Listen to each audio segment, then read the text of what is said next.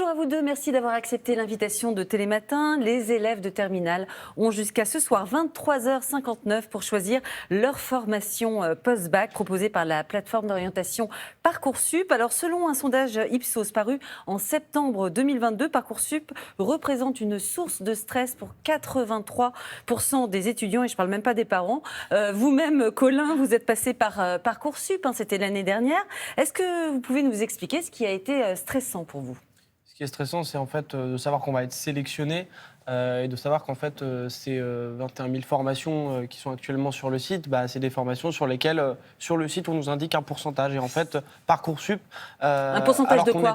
On vous indique un pourcentage de chance d'avoir l'école. Alors que l'orientation était un peu plus humaine avant, aujourd'hui on est sur une orientation de chiffres qui est basée sur un algorithme et c'est pour ça qu'on s'y oppose fortement. C'est très déshumanisé, c'est ce que vous êtes en train de nous dire. C'est-à-dire qu'il y a une machine, on ne comprend pas bien comment ça marche. C'est assez opaque aussi, non ? Très déshumanisé. Il ne faut pas oublier que Parcoursup, c'est la plateforme, c'est le symbole, mais derrière, le vrai problème, c'est la sélection, c'est le manque de place à l'entrée de l'université. Et c'est le fait aussi que ce Parcoursup soit profondément inégalitaire, parce qu'on a le contrôle continu qui compte maintenant beaucoup dans la note finale du bac. Et en fait, le contrôle continu d'un lycée à l'autre, d'une classe à l'autre, d'un prof à l'autre, ça change. Ouais. Et les lycées de banlieue parisienne sont forcément défavorisés par rapport aux lycées de centre-ville. Vous avez trouvé votre voie, vous avez été, entre guillemets, vous avez eu à peu près ce que vous vouliez, mais vous avez des copains qui sont restés sur le carreau ?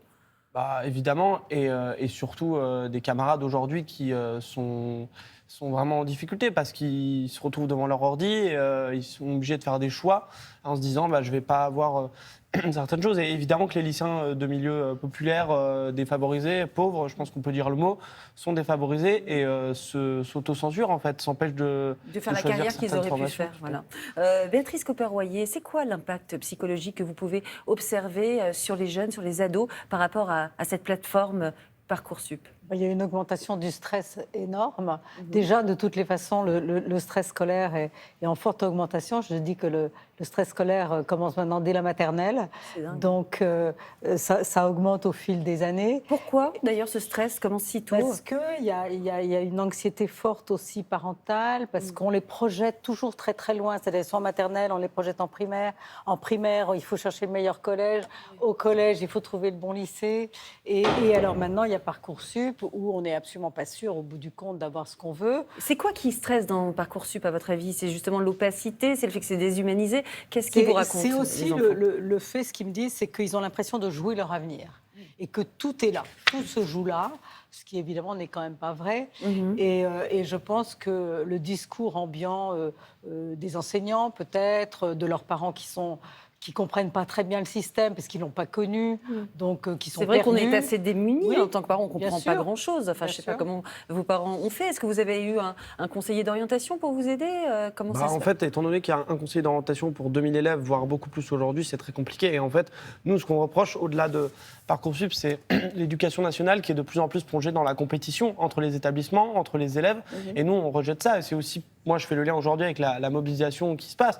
C'est qu'on refuse ce projet de société où on nous sélectionne à 18 ans, on nous précarise à 20 ans et on va nous offrir après des contrats précaires, des bas salaires et c'est pas ce qu'on souhaite. Et vous parliez justement des différences entre élèves selon qu'on est riche ou pas, selon que les parents sont riches ou pas. D'ailleurs, il existe des coachs d'orientation privée qui coûtent très cher d'ailleurs. Vous en pensez quoi, vous, Béatrice Copper-Royer ? On profite pas un peu aussi de la peur des parents ? Bien sûr, ça, il y a forcément, tout ça est exploité et c'est vrai qu'il y a des parents qui n'ont pas du tout confiance dans leurs compétences et qui se disent qu'il faut donner le maximum de chance à leurs enfants, qui ont les moyens de le faire et qui du coup ont recours à des professionnels, entre guillemets, qui en réalité remplissent les dossiers, font faire les lettres de motivation, parce qu'il y a des lettres de motivation à faire. On ne sait même pas si elles sont lues, d'ailleurs, ces lettres de motivation. Elles le sont ou pas ? Parce que on ne sait pas. Non, mais l'inégalité, surtout, elle est là parce que ces coachs, nous, c'est juste que sur Instagram, sur les réseaux sociaux, en fait, ces entreprises-là, elles viennent chercher les lycéens, elles viennent leur dire pour 600 €, on va s'occuper de votre dossier Parcoursup, etc.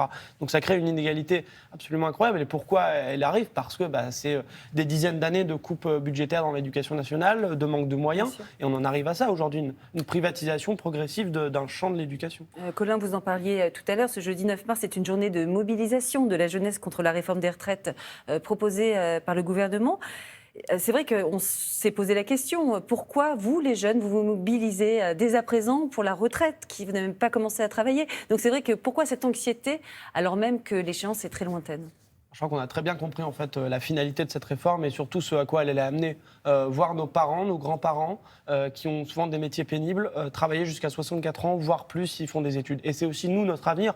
On ne veut pas travailler aussi tard alors qu'on n'en a pas besoin, que cette réforme elle est injuste, injustifiée. Le Conseil d'orientation de la retraite le montre. Les organisations syndicales professionnelles l'ont aussi montré. Et puis surtout, à un moment donné, c'est une question démocratique. Quand il y a 70% des Français qui sont opposés à la réforme, qu'il y a 3,5 millions de manifestants qui sont allés dans la rue, des centaines de milliers de grévistes encore aujourd'hui qui se mobilisent, et surtout des étudiants, des lycéens qui sont prêts à pas aller en cours alors qu'il y a Parcoursup, alors qu'il y a des partiels. Il y a des blocus qui sont organisés, on l'a vu. Béatrice Copper-Royer, qu'est-ce que ça dit de la jeunesse, cette mobilisation aussi contre le projet de réforme de retraite? Il y a une anxiété. C'est pas joyeux, hein. Non. Franchement, c'est pas joyeux du tout. Hein. Ils sont très très anxieux, assez ambivalents quand même aussi par rapport à la question du travail, parce que ce que j'entends aussi, c'est que ils veulent un travail qui a du sens absolument.